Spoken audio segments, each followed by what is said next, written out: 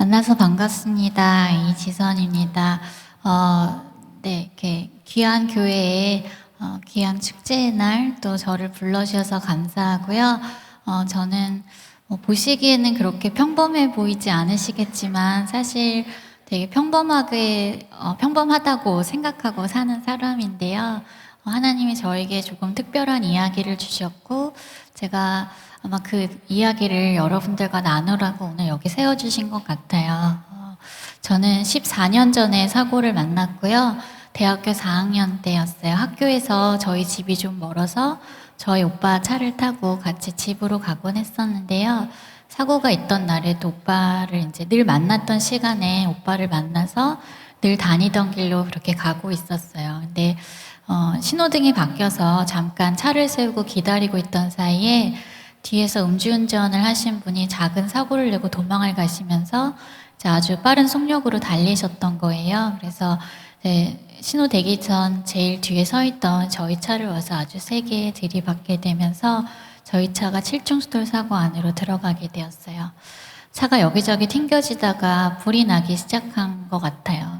저는 사고가 있으면서 바로 정신을 잃었는데 제가 먼저 정신을 차렸을 때는 이미 제 상반신에 불이 붙어 있었다고 그래요. 그래서 오빠가 이제 놀래서 저를 확 안았는데 오빠 팔에도 금방 불이 옮겨 붙더래요. 그래서 오빠가 티셔츠를 벗어서 불을 끄고 났더니 사람들이 차가 폭발할 것 같다고 빨리 이제 멀리 나오란 소리를 듣고 오빠가 이제 저를 안고 나오는데 차도 폭발을 하고요. 누가 지나가시다가 그 장면 찍으셔서 그 다음날 아침 뉴스에도 나왔었더라고요. 매일같이 일어나는 게 교통사고잖아요. 그런 장면들 TV로 너무나 쉽게 볼 수 있는데 사실 그런 장면 보면서 저런 일이 나에게도 일어날 수 있겠다 그런 생각 안 하시잖아요. 저 역시 그런 사람 중에 하나였지만 누구나에게 일어날 수 있는 일이었고 그날 밤 저에게 일어났어요. 저는 그렇게 사고를 만나고 병원 응급실로 옮겨졌어요. 병원에서 저희 오빠한테 지금 동생이 화상이 문제가 아니라고 맥박도 잡히지가 않으니까 곧 갈 것 같다고 빨리 작별 인사하라 그랬대요. 그래서 오빠가 저에게 잘 가라고 좋은 동생이었다고 이렇게 인사를 다 했는데 아직까지 안 가고 이렇게 잘 살아있어요. 네, 저는 이렇게 이제 중환자실에 들어갔어요. 이렇게 산소호흡기도 끼우고 폐에 유독가스가 많이 차 있어서 그거 빼내는 튜브도 옆구리에 꽂고 온 몸을 붕대로 감고 간호사실과 가장 가까운 침대에 가장 위급한 환자가 누워있는 그 침대에 있었어요. 일주일 동안 의식도 없이 그렇게 생사를 오고 가고 있을 때 저희 교회에서 저 얼굴도 다 모르시는 분들까지 그렇게 금식하면서 기도가 끊이지 않도록 계속 기도해 주셨더라고요. 하나님께서 그 기도에 응답해 주셨고 일주일 만에 산소호흡기를 떼게 되면서요. 본격적으로 화상 치료라는 것이 시작이 되었어요. 제가 드린 사진 보면서 같이 이야기하도록 할게요. 네, 다음 거 넘겨주시면요. 사고 전에 찍은 졸업앨범 사진 찍던 날 찍은 사진이고요. 지금하고 크게 다르지 않은 모습을 가지고 살고 있었습니다. 다음 사진 보시면 저는 아까 영상에도 나왔지만 전신에 55% 3도 화상을 입었어요. 이렇게 화상의 정도를 따질 때 어느 정도의 면적을 다쳤는지 또 어느 정도의 깊이가 상했는지 그렇게 진단해요. 55% 면적의 피부가 불에 타서 없어졌다는 뜻이고요. 그리고 3도 화상이라는 말은 우리 피부가 좀 다치더라도 시간이 흐르면 자연적으로 재생이 되는데 그럴 능력을 잃어버릴 만큼 아주 깊이 상했다는 뜻이에요. 그래서 다치지 않은 제 피부를 떼어다가 이제 피부 이식 수술이라는 것을 해야 했었는데요. 이식하기 전까지 이제 붕대를 대신해서 감아 놓았어요. 근데 붕대가 감염을 완전히 막아줄 수는 없거든요. 그래서 아침마다 감염을 막기 위해서 이제 소독을 해야 했어요. 굉장히 강한 진통제를 저에게 주사하고 저는 거의 환각 상태 속에서 치료를 받지만 고스란히 그 고통이 저에게 느껴졌어요. 미쳐버렸으면 좋겠다고 생각한 순간도 참 많았었는데요. 제가 미쳐버렸으면 하고 바랬던 그 순간들마저 하나님께서 저 누구보다 건강한 마음 지켜주셔서 제가 지금 여기 서서 이렇게 그때 일을 남의 이야기 하듯이 할 수 있게 해주셨어요. 제가 어느 날 치료받고 있던 도중에 붕대를 다 풀어놓은 상태였어요. 이제 사실 환자들은 누워서 치료를 받기 때문에요. 저 이제 전신의 화상이었으니까 누워서 치료를 받기 때문에 뭐 얼마나 다친 건지 화상을 입었다는 게 어떤 건지 그 전에 본 적이 없으니까요. 근데 앉아서 보니까 제 다리에 있는 상처가 눈에 들어오는 거예요. 그 살색이라고 부르던 피부가 없더라고요. 그래서 생닭에서나 보던 그런 빨갛고 흐느흐느한 살하고 노란 지방 덩어리와 하얀 뼈의 일부분이 그냥 그대로 드러나 있었어요. 그걸 내려다보는 순간 내가 못 살겠구나 하는 생각이 드는 거예요. 치료가 끝나고 엄마가 면회 시간에 밥을 먹이러 들어오셨어요. 피부만 다쳤지 속은 괜찮으니까 많이 먹어야 빨리 나을 수 있다고 엄마가 와서 열심히 밥을 먹이시는데요. 제가 밥으로 채워지지 않을 상처를 눈으로 확인했잖아요. 그래서 밥 먹고 싶지 않더라고요. 그래서 엄마한테 엄마 나 오늘 상처 받는데 살 수 있는 상황 같아 보이지 않는다고, 그러니까 우리 마음의 준비를 하는 게 좋겠다고 제가 용기를 내서 이야기했어요. 실제로 제가 있었던 그 중환자실에 한 달 동안 16명의 환자분이 돌아가시는 거 제가 밤마다 보고 있을 때였거든요. 굉장히 현실적인 이야기였어요. 근데 저희 엄마가 너 다시는 상처 보지 않겠다고 약속해달라 그러시면서 밥을 떠서 제 입에 막 밀어 넣으시면서 기도하기 시작하셨어요. 하나님, 에스겔 골짜기에 그 마른 뼈들에게 살을 입히시고 힘줄을 넣으시고 가죽을 덮으시고 생기를 불어넣으셨을 때 그 마른 뼈들이 하나님의 군대가 되셨던 그 하나님께서 이게 지선이의 살이 되고 가죽이 되게 해달라고 기도하시는 거예요. 밥 먹기 전에 한번 식사 기도가 아니라요, 엄마가 밥알을 하나하나 밀어 넣으시면서 기도하시는데요, 그 밥을 어떻게 안 받아 먹을 수가 있어요. 그냥 그때는 이런저런 생각하지 않기로 했어요. 그리고 내가 어떠한 모습이든지 살아만 주기를 바라는 엄마를 위해서라도 내가 여기서 살아서 나가야겠다고 다짐했던 순간이었고요. 살려고 보니까 아픈 거 참는 거하고 밥 먹는 거 말고는 제가 할 수 있는 일이 없을 때였거든요. 그래서 밥도 열심히 먹었고, 아픈 것도 열심히 참았어요. 여러 차례 수술을 받았고요. 2달 만에 이제 일반 병실로 옮겨졌을 때는 이제 얼굴하고 목을 제외한 다른 화상 입은 자리들에 다치지 않은 제 피부에서 표피를 떼어다가 이식 수술을 하고, 이제 얼굴하고 목은 성형외과에서 담당해서 수술을 해줄 거라면서 저를 일반 병실로 내보내 주었어요. 중환자실에서 나왔다는 것은 이제 살았다는 뜻이에요. 더 이상 생명의 지장은 없다는 뜻이에요. 너무너무 기뻤어요. 근데 마냥 기뻐할 수만 없었던 현실이요, 제가 병원에 있었던 그 해 가을에 의사 선생님들이 그 의학 분업을 이슈로 파업을 하기 시작하셨어요. 그래서 병원에 의사 선생님들이 계시지 않은 아주 특이한 상황이 벌어지게 됐고요. 그 성형외과를 담당하시는 과장 선생님 한 분이 남아 계시다가 이제 며칠에 한 번 본인도 이제 너무 피곤하신 상태로 저를 보러 오셔서는 이렇게 큰 수술 이제 혼자 못 한다는 거예요. 수술 못 해주신다는 거예요. 그래서 병원을 옮겨봤지만 이제 전국적으로 파업이 진행되고 있을 때여서요. 옮긴 병원에서 똑같이 진통제만 맞으면서 간단한 소독만 받으면서 그렇게 이제 파업이 끝나기만을 기다리게 되었는데요. 그 파업이 한 4개월이 지속이 되었어요. 말이 쉽게 4개월을 그 시간을 지나왔다고 한마디로 지금은 할 수 있지만, 그때 하루는 한 10년 같이 느껴지던 그런 버거움이었던 것 같아요.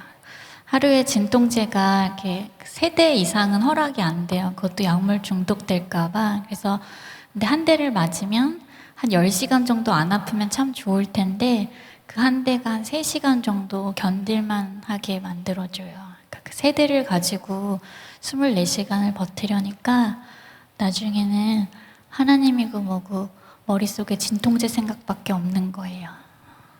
하나님께서 살려주셔서 여기까지 온 건 알겠는데 이제 그 하나님이 나를 버리신 것만 같은, 광야에 버려진 것만 같은 생각이 들기 시작했던 참 추운 시간이었던 것 같아요. 근데 사실 저는 제 몸 아픈 거니까 저만 참으면 그만일 수도 있는데요. 그런 딸을, 그런 동생을 보고 있었던 저희 가족들의 마음은 아마 제 거보다 훨씬 괴로웠을 것 같다는 생각이 들어요. 하루는 엄마가 그러시더라고요. 이렇게 사는 거 사람 사는 것 같지 않다고 우리 하루에 한 가지씩 감사할 거리 찾자고 하셨어요. 눈에 보이는 것들이 다 원망하고 싶었어요. 제가 그때 한 번 불이 지나간 자리는 자꾸 줄어들고 당겨지는 성질을 갖게 되더라고요. 그러니까 눈을 감을 수도 없게 눈꺼풀을 이렇게 뜨게 만드는 거예요. 그래서 제가 7개월을 눈을 뜨고 살게 되고 입도 다물어지지도 벌어지지도 않게 딱딱하게 굳어가던 상황이었거든요. 다 원망하고 싶고 불평해야 될 것들만 보이는 것 같고, 어쩌면 사람들의 말처럼 정말 내가 무슨 잘못을 하고 있었던 건 아닐까, 그런 나쁜 생각들이 꼬리에 꼬리를 물고 있을 때 저희가 감사할 거리를 찾기 시작했어요. 그 생각들을 끊어내고 하루 종일 오늘 내가 감사할 거리는 무엇인가 찾기 시작했어요. 근데 그 상황에도요, 찾으니까 또 있더라고요. 감사할 게 짜증나게. 네. 제가 처음으로 이렇게 침대에서 앉아서 발을 내리고 또 몇 발자국 걷기 시작하다가 제 발로 화장실까지 가게 된 그날 그거 감사하기 시작했어요. 이 손으로 숟가락 잡고 입에 밥 넣은 날, 그날 이거 다시 할 수 있게 되어서 감사하다고, 환자복에 단추구멍 처음 다시 채운 날, 그날은요, 이거 다시 할 수 있게 돼서 감사하다고. 그런 것도 할 거 없으면요, 저랑 엄마랑 제 발을 하나도 안 다쳤어요. 그러니까 엄마랑 발 씻으면서 그래도 씻을 수 있는 발이 있어서 감사하다고. 말도 안 되는 감사처럼 들릴지 모르겠어요. 근데 그런 말도 안 되는 감사를 드리고 있는 저의 입술과 저의 마음속에, 저희 가족들의 마음속에 진통제는 결코 줄 수 없었던 마음의 평안이 찾아오기 시작했어요. 오늘의 감사거리를 주시는 그 하나님께서 내일에 또 다른 감사거리를 주실 거라는 제 안에 소망이 자라나기 시작했어요. 하나님은 눈에 보이지 않으시지만 제가 감사를 통해서 그 상황도 하나님께서 다스리고 계심을, 하나님 나와 함께하고 계심을 확인할 수 있었던 것 같아요. 이렇게 하루하루 버텨나가고 있던 중에 의사 선생님들이 드디어 이제 파업을 끝내고 수술을 해주겠다고 돌아오셨어요. 얼마나 기다리던 수술이에요. 이제 얼굴 이거 다 수술 받고 모든 고통이 끝나게 될 거라고 기대하고 있을 때 저에게 들려준 수술 소식은 좀 다른 이야기였어요. 당신 손끝이 다 타버려서 살릴 수 없게 되었다고, 그래서 한마디씩 절단을 하는 수술을 이제 받게 될 거라고 이렇게 설명을 하시더라고요. 그래서 그 얘기를 듣고 나도 이제 좀 울어야겠다는 생각이 드는 거예요. 이만하면 울어도 될 만한, 이렇게 정말 드라마의 비련의 여주인공이라도 된데 그렇게 소리를 내서 병실이 떠나가라 엉엉 울기 시작했어요. 이렇게 울고 있는데 제 안에 또 다른 소리가 있는 거예요. 지선아, 울지 마. 너 살아있잖아. 너 이 모습으로 끝나는 거 아니잖아 하는 소리가 있었어요. 제가 귀가 얇거든요. 들어보니까 맞는 말이더라고요. 살아있었어요. 이 모습으로 끝나게 하실 하나님 아니라는 거 저 날마다 감사를 통해서 확인하고 있었거든요. 제 눈물을 그치고 기도하기 시작했어요. 하나님, 그러면 좀 짧아지더라도 쓸 수 있는 손 되게 해달라고. 제가 그 전까지 왼손은 조금씩 움직이고 있었지만 오른손은 전혀 쓸 수가 없었어요. 이렇게 이 팔 전체를 어깨에서부터 다 이렇게 이식한 피부인데요. 이식한 피부들이 시간 이로 자꾸 면적이 줄어들어요. 그러니까 옆에 있는 피부를 계속 당기다가 나중에는 이렇게 손가락이 손등 쪽으로 꺾어지게 만들어요. 아무리 힘을 주고 애를 써도 까딱조차 되지 않았어요. 그래서 짧아지더라도 쓸 수 있으면 되니까 나 엄마 힘 없이 내 힘으로 살아갈 수 있게 해달라고 기도하고, 그리고 부끄러운 손이 되지 않게 해달라고 기도했어요. 여러분 보시는 것처럼 수술 받았고요. 오른손이 좀 더 다쳐서 조금 더 귀여운 손을 가지고 살고요. 왼손이 좀 덜 다쳐서 조금 더 쓸만한 손으로 갖고 살고 있어요. 수술 후에요. 재활훈련 거치면서 어느 날 제 힘으로 제 손이 이렇게 까딱하고 움직여지던 날 저희 가족들 막 다 울었어요. 우리 손가락 마디마디 그 관절 자리마다요. 피부에 쪼글쪼글한 주름이 있어요. 그 주름이 있기 때문에 우리가 손을 움직이려고 할 때 그 피부가 늘어나서 우리가 손을 쓸 수 있는 거거든요. 근데 이식한 피부에 주름이 어디 있어요? 반대로 막 당겨지던 때에 수십 번 여기가 찢어지다가 저도 다시 펜을 잡고 글씨를 쓸 수 있게 되고요. 팔꿈치에도 주름이 생기기 시작하면서 혼자 옷을 입을 수 있게 되고요. 그렇게 할 수 있는 일들이 하나둘씩 늘어가다가 2004년도에는 제가 이제 사고 나고 4년째 되던 해에 제가 유학을 갈 수 있게 되었는데요. 제가 이 손으로 유학 간다고 말했을 때 정말 10이면 10사람 당연히 엄마가 가서 같이 살아줄 거라고 생각하셨어요.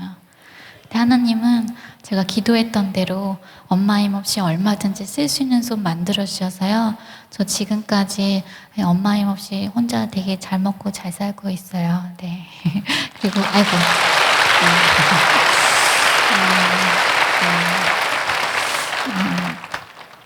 하나님께 하신 박수라고 생각합니다. 네. 하나님께서 제가 또 부끄러운 손이 되지 않게 해달라고 했는데 하나님 저에게 이 손을 부끄러워하지 않는 마음을 주셨어요. 이게 남들보다 부족하고 모자란 것이니까 막 감추고 싶고 가리고 싶은 마음이 아니라요. 하나님의 사랑이 가장 뜨겁게 다녀간 자리로 보이는 거예요. 이 손 들고 하나님 찬양하면 하나님 더 기뻐 받으실 것 같은 마음으로 손 들고 찬양도 하게 하시고요.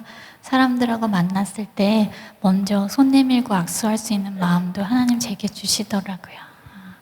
그리고 하나님은 또 기도했던 것보다 얼마나 더 많은 것을 주시는 분인지 제가 증거해야 해요. 사실 기도는 했지만 정말로 짧아진 손을 제 눈으로 확인했을 때 제가 왜 제 안에 의심이 없었겠어요.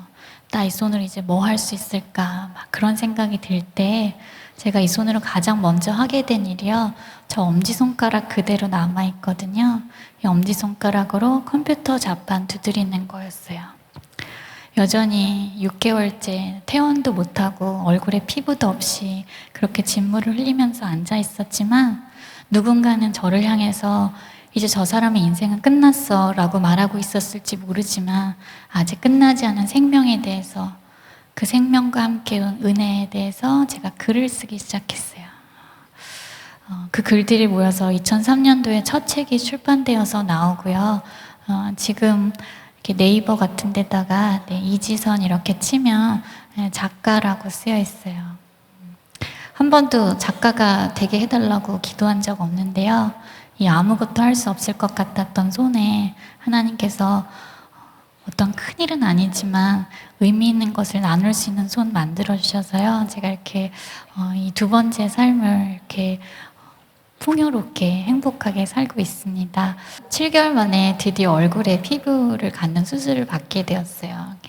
저 때만 해도 이거 다 딱지 떨어지고 거즈 떼어내면 예전의 모습으로 돌아가게 될 줄 알고 있을 때였어요. 근데 팔에 이식했던 피부들이 줄어들었던 것과 똑같이 얼굴에 목에 이식한 피부들도 줄어들기 시작하는 거예요. 이 목 피부가 당겨지면서 턱이 내려앉게 되고 그러면서 입을 다물 수 없게 되고요. 사람이 입을 못 다물면 어떤 일이 일어나는지 아세요? 네, 침을 흘리게 돼요.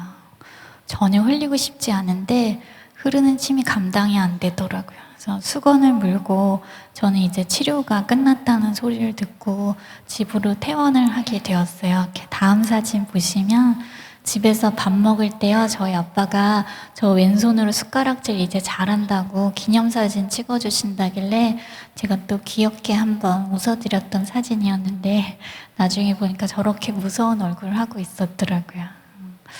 이렇게 밤이 되니까요, 유리창에 사람 모습이 비쳐요. 근데 여기 나밖에 없는데 제가 아닌 거예요. 제 입이 작아져서 엄마가 숟가락을 새로 사주셨어요. 근데 그 반짝거린 새 숟가락에 제 얼굴이 비춰질 때마다 제가 얼마나 깜짝깜짝 놀랐는지 몰라요. 얼굴은 뭐 어디가 더 빨갛다라고 말할 수도 없이 빨갛고요.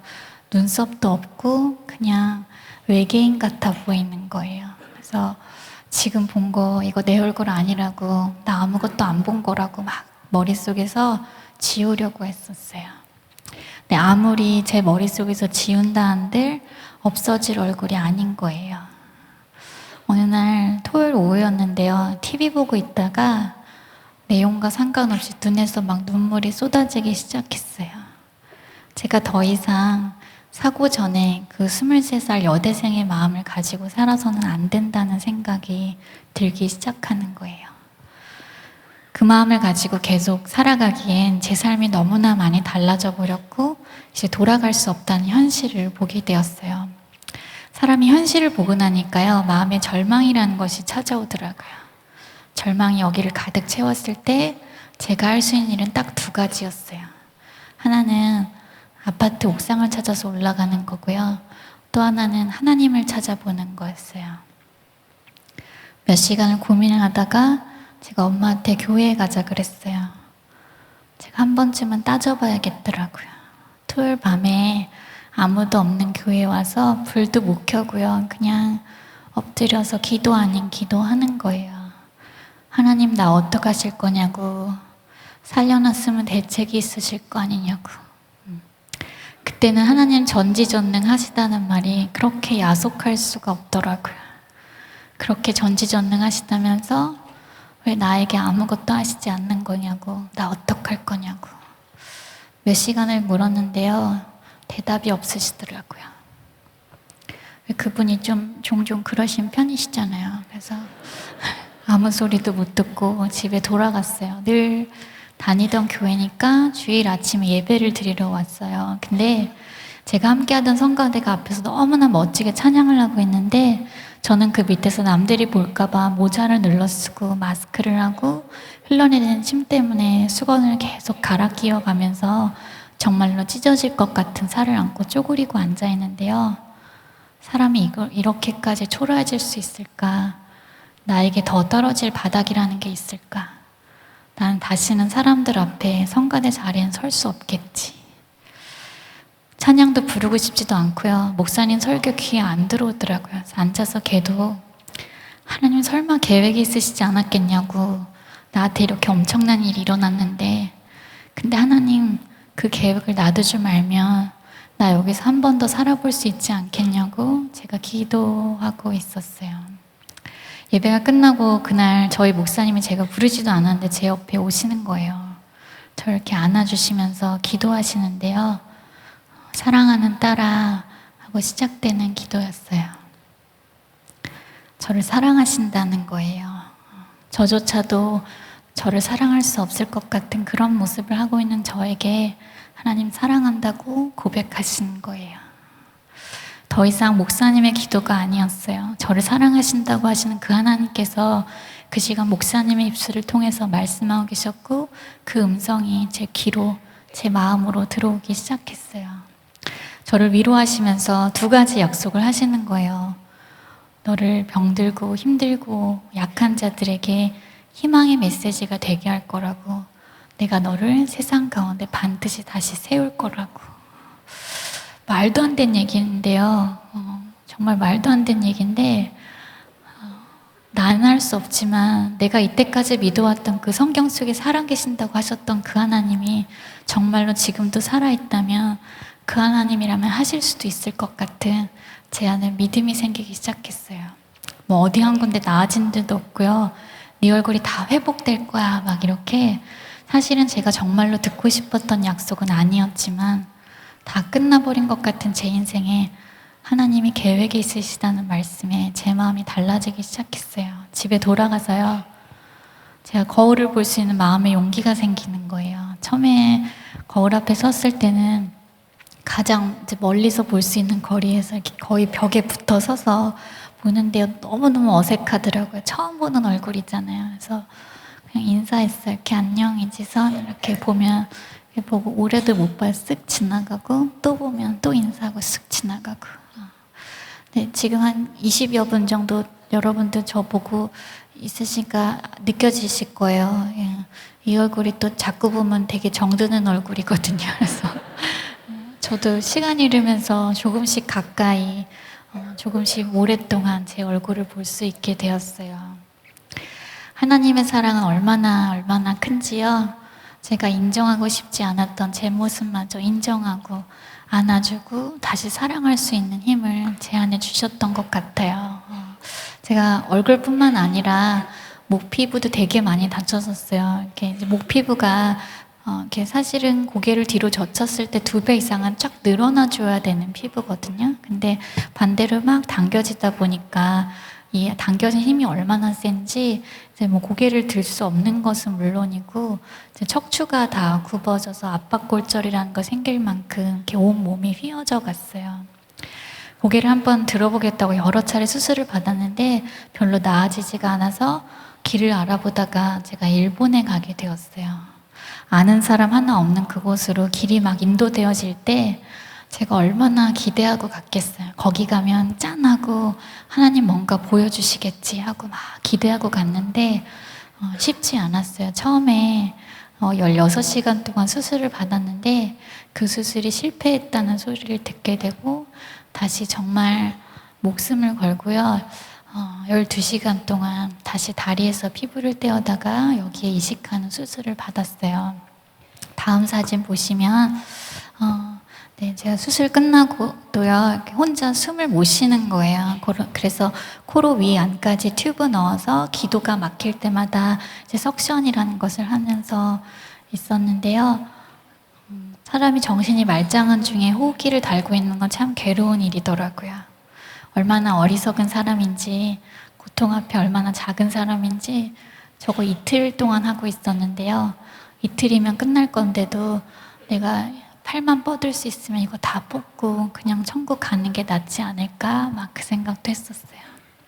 제가 엄마한테 누워서 사진 찍어 놓으라고 막 해서 엄마가 찍어 놓은 사진인데요. 저 고생은 했지만 네, 저 사진 볼 때마다요. 내가 얼마나 지금 이렇게 기계에 의존하지도 않고 너무나 자연스럽게 숨쉬고 있다는 사실 다시 한번 감사하게 주는 사진이고요. 누구보다 호흡이 있는 자마다 여호와를 찬양할지어다 하는 말씀이 강하게 다가오게 만드는 사진이었던 것 같아요. 그리고 고생했지만 제가 다시 돌아올 때 제 모습은 지금 여러분 저 보시는 것처럼 저 이렇게 똑바로 서서 여러분들하고 눈 마주치고 이야기할 수 있게 됐고요.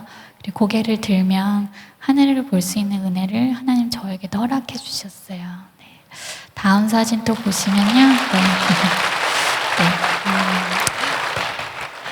제가 아까 그 수술을 받고 한 일주일 동안 계속 고열이 났어요. 열이 계속 오르니까 참 지치더라고요. 그래서 제가 해열제를 맞고 잠이 들면서 예수님 일본에는 안 오셨나 보다고 막 너무 지친다고 그러면서 투덜거리면서 잠이 들었는데 아까 사진 다시 보여주시겠어요? 제가 열이 내리고 눈을 떠보니까 제 병실 창문이에요. 너무나 파란 하늘과 찍어놓은 듯한 구름 한 점, 그리고 반쯤 열린 창틀로 예수님의 십자가가 보이더라고요.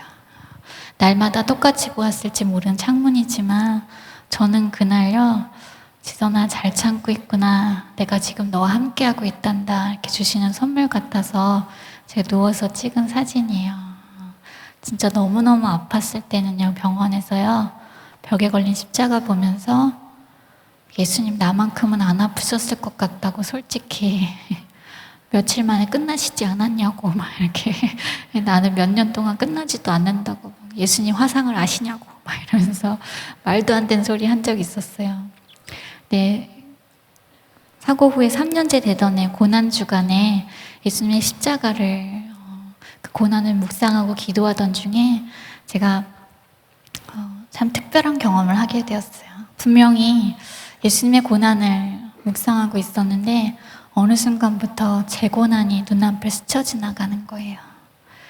떠올리는 것만으로도 너무 아팠던 순간들이 있었어요. 그래서 엄마에게도 말할 수 없었고 글로도 쓸 수 없었던 그런 순간들이 제 눈앞에 하나 둘씩 보여지기 시작하는데요.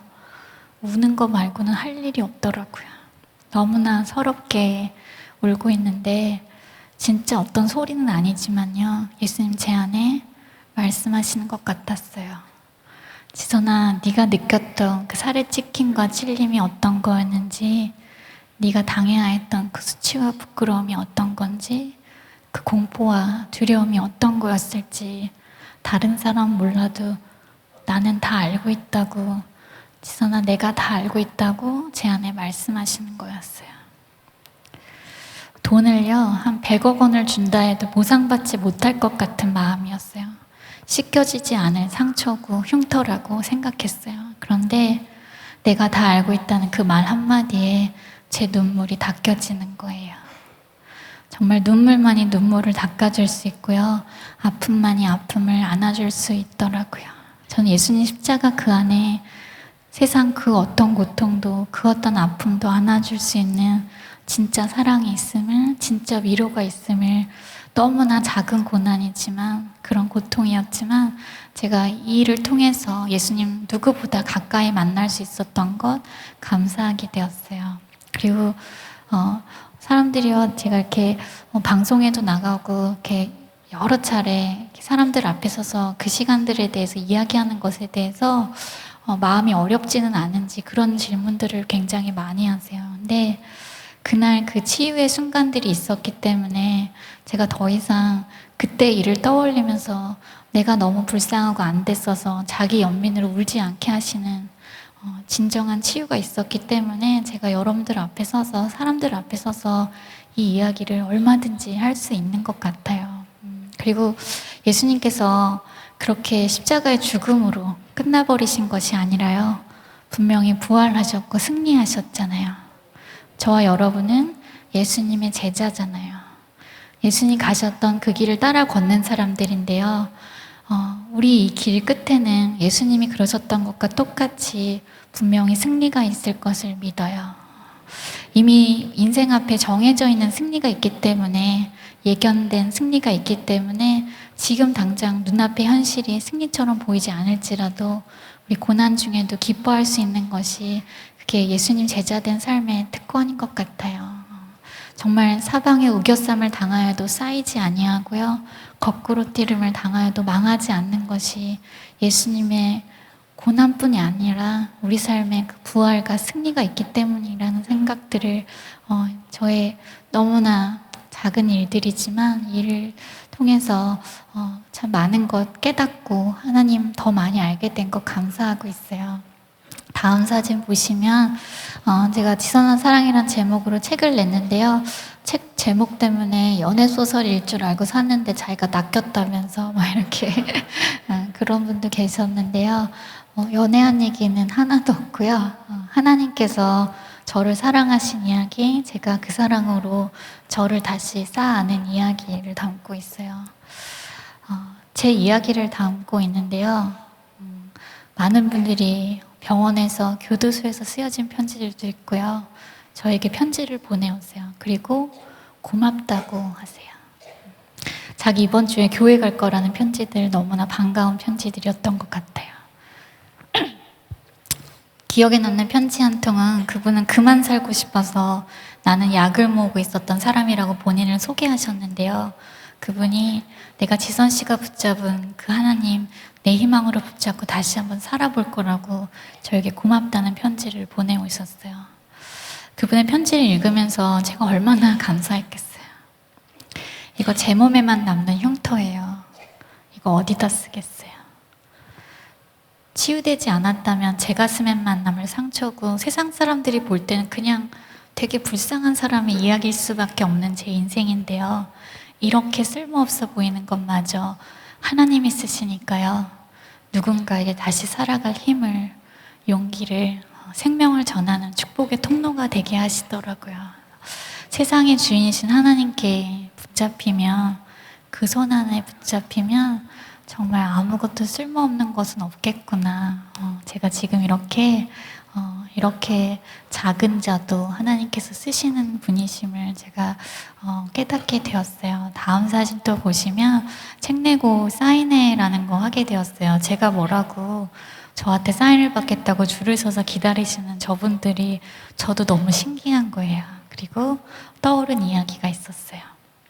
제가 병원에 있을 때 저희 엄마한테 의사 선생님이 이제 첫 수술을 마치고 나오셔서 저희가 이제 너무 큰 기대를 안고 있으니까 좀 현실을 보라고, 당신 딸 이제 살게 되더라도 사람 꼴 안 될 거라고, 그러니까 이제 세상에 나가서 살 기대하지 말라고, 이렇게 참 아픈 말을 아프게 하셨어요. 근데 제가 저 자리에 앉아서 그 말이 딱 떠오르면서 의사 선생님의 말은 진리가 아니었다라는 사실을 깨닫게 되었어요. 시간이 흐르면서 변하고 바뀌는 건 진리가 아니거든요. 저를 치료해줬던 의사 선생님들 지금도 너무너무 감사하지만 그분들이 제 인생까지, 제 미래까지 진단하고 결정할 수 있는 거 아니었어요. 저의 삶의 주인이신 하나님께서 제가 절대 절망 가운데 하나님 이제 나 어떡하실 거냐고 물었던 그 질문에 대한 답 그대로요. 그 약속 그대로 저를 세상 가운데 진짜 희망을 이야기하는 사람으로 세워주셨더라고요. 제가 그 자리에 앉아서 정말 예수님, 내 삶의 생명이시고 길이시고 영원히 변치 않는 단 하나의 진리이심을 다시 한번 깨달았던 것 같아요. 네. 다음 사진 또 보시면 제가 되게 좋아하는 사진 중에 하나고요. 저를 사고 때 구해준 저희 친오빠예요. 저런 동생을 얻고도 참 행복해하는 표정의 사진이 찍혔어요. 제가 참 가을 동안 사진이라고 하는 사진이 남매의 훈훈함이 느껴지잖아요. 그래서 저 때만 해도 벌써 한 10여 년 전에 제 얼굴인데요. 저 때만 해도 저 정면으로 보시는 분들은 깜짝깜짝 놀라시는 분들이 많을 때여서 저 사진을 홈페이지에 올릴까 말까 고민을 하다가 그래도 오빠 표정이 좋으니까 사진을 올려놓았어요. 근데 아니나 다를까 그 밑에 댓글들 중에는 나는 솔직히 지선 씨가 무섭고 징그럽고 혐오스럽다는 그런 글들을 보게 되었어요. 왜 굳이 솔직하지 않아도 되는 자리인데 막 솔직해지는 분들 계시더라고요. 그래서 그분들의 반응을 보면서 저는 또 제 마음은 또 무너지는 거예요. 나 이런 얼굴인 거구나. 이게 사실인가 보다 하고 막 마음이 떨리는 그 순간 제가 그 전까지 깨닫지 못했던 사실 하나를 깨닫게 되었어요. 제 눈이 그분들의 눈 같지가 않아서 너무 감사한 일이더라고요. 제 눈에 제가 거울을 볼 때마다요, 저 무섭고 징그러워 보였으면 저 하루도 못 살아요. 어떻게 살아요? 근데 10여 년 전 저 때도 그러고 지금도 그러고요. 저 거울 보면서 뭐 이만하면 뭐 나름대로 꽤 귀엽다고 생각하고 살아왔거든요. 요즘에는 성령의 은혜가 강하게 임하시면 정말 막 예뻐 보이는 날도 있고요. 제가 덤으로 산다고 말하고 사는데 하나님이요, 너 덤으로 사는 거니까 죽지 못해 살든지 말든지가 아니라요, 이 삶 가운데도 기쁨도 느끼고 행복도 느끼면서 살라고 저에게 그다지 밝지 않은 눈과 별로 솔직하지 않은 마음 주셔서 그렇게 하나님 날개 아래 지켜졌던 생명이었구나, 하나님이 지켜주신 생명이었구나 제가 깨닫게 되었어요. 제가 이런 얘기 교회 아닌 곳에서 하잖아요. 그럼 어떤 분들은 저를 막 칭찬을 하세요. 굉장히 성격이 낙천적인 것 같다고, 그리고 참 긍정적인 생각으로 이 시간들을 이겨왔다고 저를 막 칭찬을 하세요. 근데 이게 어떻게 생각으로 성격으로 가능한 일이겠어요, 여러분? 저도 여자고 저도 사람이에요. 저 어떤 얼굴이 귀여운 얼굴인지 저 누구보다 잘 알아요. 근데요, 여자들은 그래요. 이렇게 미용실 가서 앞머리 잘라달라고 이렇게 얘기해놨는데 내가 생각했던 거 진짜 5mm만 짧게 잘라줘도요, 거울 볼 때마다 막 잡아 당기면서 이를 갈게 되는 것이 그게 여자 마음이거든요. 한 달이면 길어질 머리 같고도 막 그런 마음이 드는데요, 한 달이 지나도 1년이 지나도 변할 기대가 없는 제 모습을 제가 거울로 보면서 예전의 사진들 치우지 않고 그대로 볼 수 있었던 거, 수술은 받지만 늘 성공하는 것은 아니었거든요. 뒷걸음질 치는 결과를 보이는 수술 앞에서도 제가 여전히 거울을 보면서 웃을 수 있었던 건 저는 하나님이 하신 정말 기적과 같은 일이라고 생각해요. 제가 거울 보면서 너는 귀여워? 막 귀엽게 생각할 거야? 막 이렇게 자기 암시를 얻은 것이 아니에요. 하나님이 정말 저에게 놀라운 기적을, 눈에 보이는 것은 아니지만 이 삶을 누구보다 행복하게 살아갈 기적을 제 안에 행해 주신 것 같아요. 네. 다음 사진 또 보시면 저희 가족 사진이고요. 하나님께서 저에게 참 좋은 가족을 선물로 주셨어요. 어렵고 힘든 시간에 이거 다 너 때문이야, 네 탓이야, 그러지 않고요.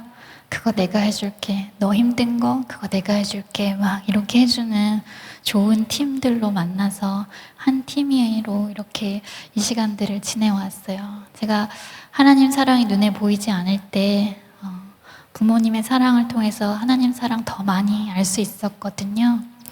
엄마하고 있었던 얘기 하나 나눌게요. 제가 사고 있고 1년이 채 안 되었을 때였어요.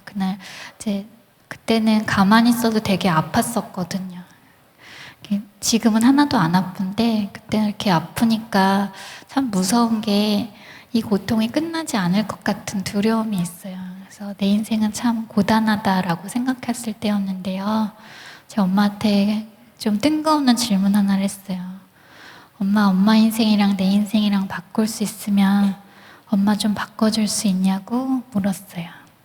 저희 엄마가 엄마 바꿀 수만 있으면 1000번이고 10,000번이고 바꿔주고 싶다고 그러시는 거예요. 저 엄마랑 그렇게 드라마틱한 대사 날리면서 사는 모녀가 아닌데요.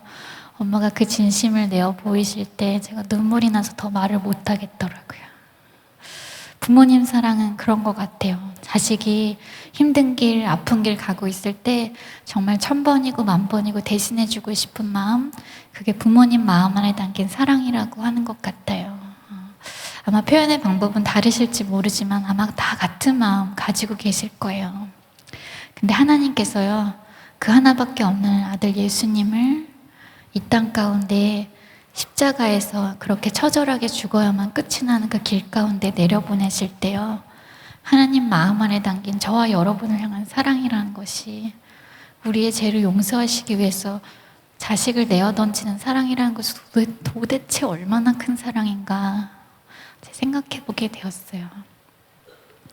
정말 우리가 하나님을 사랑한 것이 아니더라고요. 하나님께서 먼저 우리를 사랑하셔서 그 아들을 화목제로 주셨더라고요. 살다가 보면 내가 참 초라하게 느껴지는 날이 있어요. 그래서 이거 더 살아서 무엇하나 막 그런 한심한 생각이 드는 날이 올 때 우리 꼭 이 사실을 기억했으면 좋겠어요.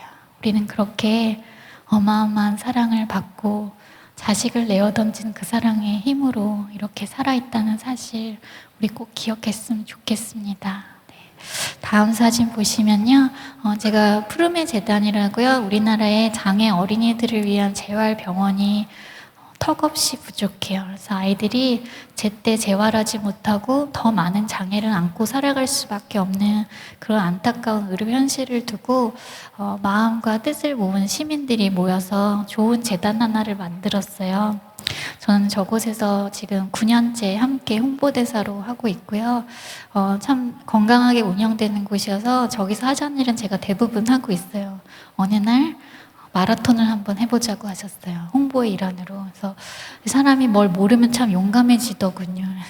너무 멋있어 보이는 거여서 하겠다 그랬어요. 근데 마라톤 대회 전날 내일 이 코스를 달리게 될 거라면서 버스를 타고 코스를 보여주시는 거예요. 근데 42.19km라는 게 이게 버스를 타고 가도 먼 길이더라고요. 그래서 나는 절대로 할 수 없는 일이구나 생각을 하고, 제가 마라톤 대회 당일 아침에 가장 먼저 챙긴 것은 교통카드였어요.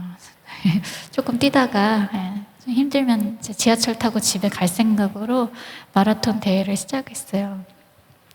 뉴욕에서 있었던 마라톤 대회였고요. 전 세계에서 한 4만 명의 마라토너가 모여서 마라톤 대회, 저도 그 안에서 시작을 하는데 이 양쪽 길가가 완전히 다 막아져 있고요. 뉴욕 시민들이 나와서 막 응원을 하시는 거예요.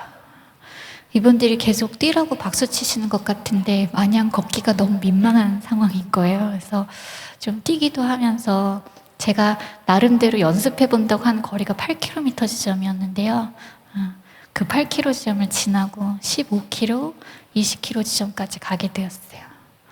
20km 지점 갔는데 지하철역이 없더라고요. 그래가지고 다리를 건너야 이제 집 가까이로 갈 수 있었기 때문에, 맨하탄 시내 안으로 가기 때문에 저 다리를 건너야겠다 하고 이제 건너기 시작했어요. 근데 이미 이제 그때는 제가 5시간째 걷고 있을 때였어요. 발목에서 시작된 통증이 무릎으로 고관절로 올라오면서 한 발자국 내디딜 때마다 막 하는 소리가 저절로 나오고요. 너무 힘들어서 주저앉아 있다 보면 누가 지나가시다가 바나나 반 나눠주셔서 그거 먹고 힘내서 또 몇 발자국 가고요. 제가 그날 또 여기 조그맣게 태극기 달고 있었어요. 근데 누가 또 그거 보시고 막 고 코리아 막 이러면 나라 생각해서 일어나서 또 몇 발자국 가고, 너무너무 힘이 드는데요. 참 이상한 게 그만둘 수가 없겠는 거예요. 사람들이 왜 인생이 마라톤 같다고 말했었는지 저는 그날 알 것 같았어요. 어디서 그만둬야 할지 모르겠더라고요. 그게 30km 지점인지 31km 지점인지 저는 모르겠더라고요. 이만하면 됐다고, 그만해도 된다고 말해주는 사람은 한 사람도 없고요. 아직도 10몇 킬로는 더 가야 되는데 막 거의 다 왔다고, 거의 다 왔다고. 뛰지도 않는 분들이 막 거짓말만 하고 계시고 그냥 그 말에 속아가면서 진짜 다음 발자국 내디딜 힘 없을 때까지만 걷자 생각으로 걸었어요. 해가 다 지고요. 체온도 다 떨어져 가고 이제 길가에 응원하는 사람도 아무도 없는데, 제가 그 마라톤 대회가 뉴욕에 있는 센트럴파크 안에서 끝이 나는데요. 그 공원 입구에서 어떤 분을 만났냐면요. 다음 사진 넘겨보시면 한국 유학생이신가 봐요. 저도 전날 처음 만난 분인데, 제가 30km 지점에서 그렇게 힘겹게 걷고 있는 모습을 보고 35km 지점에 와서 제가 올 거라고 저를 기다리고 계시는 분이었어요. 저게 이지선이에요. 제 웹페이지 주소에서 나온 제 이름인데, 이지선 화이팅이라고 써있는 저 피켓을 들고 저를 기다리고 계시는 거예요. 저분 너무 고맙더라고요. 저분을 만나고 제가 돌아서서 나머지 7km를 걸어가는데요. 제가 막 다리 내려다보면서 막 그랬어요. 이 다리가 미쳤나 보다 막 이랬어요. 다리 힘이 얼마나 나는지 다리가 쭉쭉 뻗어나가는 거예요. 그 7km를 열심히 걸어가면서요. 나도 누군가에게 정말 이 한 사람의 응원이 얼마나 실제적이고 엄청난 에너지를 줄 수 있는지 제가 그날 경험했잖아요. 나도 누군가에게 인생의 마라톤에 지쳐있는 그 사람에게 힘내라고, 화이팅이라고 외쳐주는 사람이 되어야겠다 다짐하면서 그렇게 걸었고요. 다음 사진 보시면 제가 7시간, 다음 사진 넘겨주세요. 7시간 22분 26초의 기록으로 42.19km 완주하는 사진이고요.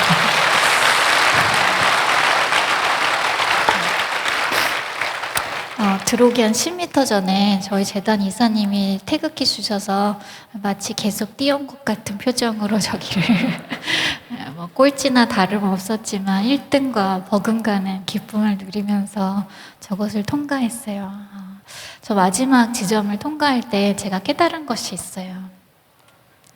그날 그만두고 싶었던, 정말 죽을 것 같이 느껴지는 그런 고비들이 있었거든요.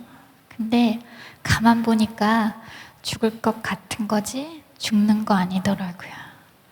죽을 것 같이 느껴지는 그 두려움이 나를 사로잡는 것이지 그 고통 자체가 나를 죽이는 것이 아니더라고요. 저와 여러분에게 각자의 마라톤이 주어졌어요. 지금 얼마나 왔는지, 또 얼마나 더 가야 하는지 우리는 다 알지 못하지만요. 그날 아침에 42.19km라는 숫자는요, 저에게 정말 8km 걸어본 사람에게요, 죽었다 깨도 가지 못할 숫자였거든요. 기적과 같은 숫자예요. 근데 포기하지 않으니까 제 삶에 또 다른 기적이 일어나더라고요. 우리 지금 이 순간 그 어떤 고비를 맞고 계신 분이 계실지도 모르겠어요. 좀 늦으면 어때요? 우리 포기하지 말고 끝까지 정말 예수님 품 안으로 달려가는 그날, 예수님 내 사명을 다했다고 들어가는 그 기쁨의 순간을 우리가 기대하면서 우리 오늘도 여러분 포기하지 말자고 제가 여러분 응원하고 싶었습니다. 다음 사진 또 보실게요. 저는 지금 김은국 씨가 우클라라고 읽어서 유명해진 학교를 다니고 있어요. 그 미국 캘리포니아 주립대학이고요. UCLA에 다니고 있습니다. 네. 한국 분들이 많이 사시는 LA 도시에 살고 있어요. 저곳에서 지금 4년째 사회복지학 박사과정을 하고 있고요. 제가 사고 이전에는 알지 못했던 새로운 세상을 보게 되었어요. 새롭게 본 세상에는 세상에 참 아픈 사람이 많고 약한 사람들이 많다는 거였고요. 제가 또 그 사람이 되어보고 나니까 나 혼자 힘으로는 절대로 일어설 수 없는 상황들이 있다는 것도 알게 되었어요. 근데 저에게는 내밀어준 손들이 참 많았었어요. 제가 그 손에 힘을 잡고 일어설 수 있었는데 하나님께서 이제 저에게 네가 그런 손이 되어주어라고 하시는 것 같아요. 그래서 저는 지금 저 공부를 하고 있고요. 바라기는 이제 1년 반 정도 뒤에 공부를 마치고 한국에 돌아가고 싶은 욕심을 가지고 있고요. 이곳에 돌아와서 하나님이 잡으라고 하시는 그 이웃의 손을 잡고 하나님이 저를 통해서 전하고자 하시는 그 메시지들을 전하면서 사는 것이 저의 원대한 꿈입니다. 네, 다음 사진 또 보여주시겠어요? 네. 여러분과 함께 나누고 싶은 말씀이에요. 시편 40편의 1절인데요.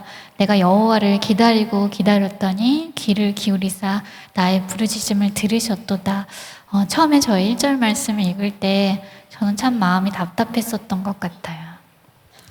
얼마나 기다려야 하길래 하나님 응답해 주실 때까지 우리는 얼마나 기다려야 하길래 다윗은 저렇게 기다리고 기다렸더니라고 2번이나 반복해서 그렇게 번역이 되었는지 나는 또 얼마나 기다려야 하는 건지 참 마음이 답답했어요.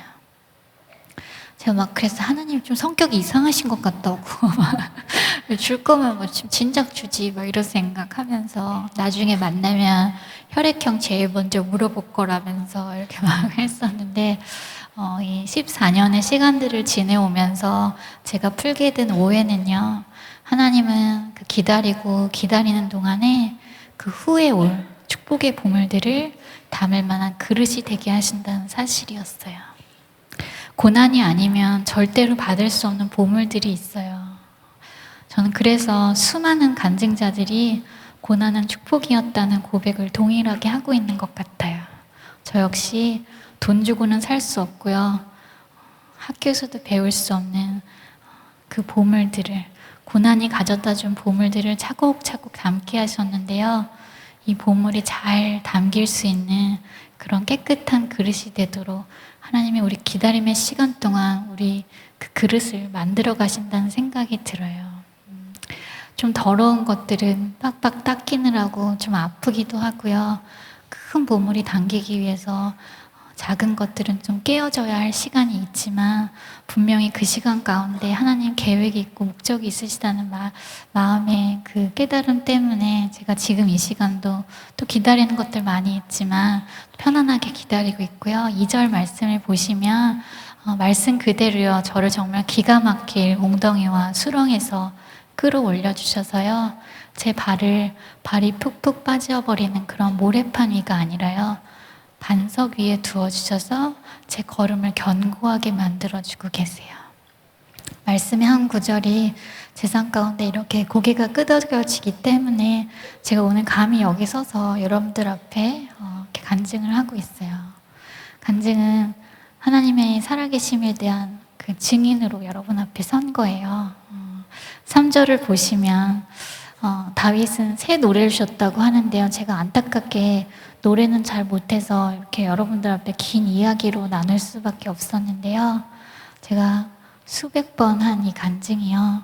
오늘 이 순간에도 하나님께 올려지는 새로운 찬양이 되기를 바라는 마음으로 여러분 앞에 전했고요.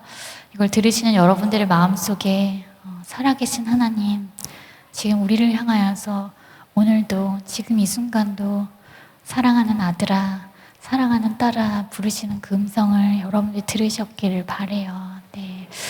네. 네. 되게 미국식이시네요. 막 박수 계속 치시고. 네. 네. 제가 얼마 전에 이제 힐링 캠프에 출연하기도 했었고 그때 받았던 질문이기도 하고요. 또 10년 전에 같은 질문을 받은 적이 있어요. 사고 이전으로 돌아갈 수 있다면, 그 고았던 때로 돌아갈 수 있다면 어떻게 하겠냐는 질문이었어요. 제 대답은 바보같이 들리실지 모르겠지만 돌아가고 싶지 않습니다 였어요. 왜냐하면 정말로 중요하고 영원한 것들은 눈에 보이지 않는 것 안에 있다는 진리를 제가 깨달았기 때문이에요. 저는 그래서 하나님도 눈에 안 보이시는 것 같아요. 제가 아까 보물을 담고 있다고 했잖아요. 그 보물 덕분에 저는 이 삶을 얼마나 행복하게 살고 있는지 몰라요. 사고 이전에 보이는 모습은 어쩌면 그때가 더 행복하지 않았을까 사람들은 생각해요. 근데 저는 지금 제 안에 담긴 이 보물들 덕분에 어쩌면 저 사람 그렇게 행복하진 않을 거라고 의심을 많이 받고 있지만 굉장히 행복하게 살고 있어요. 여기가 천국이 아니라서요. 우리는 여기서 크고 작은 어려움들을 겪게 되고 뜻하지 않는 일들을 만나게 되고 어쩌면 저가 입은 이 화상과 같은 상처들이 우리 인생의 곳곳에 있는 것이 어쩌면 이 땅에서의 삶이란 생각이 들어요. 네, 내 마음도 어찌할 수 없는 마음으로 하나님 내가 뭘 더 구해야 될지 모르는 그런 답답한 마음으로 하나님 앞에 섰을 때요.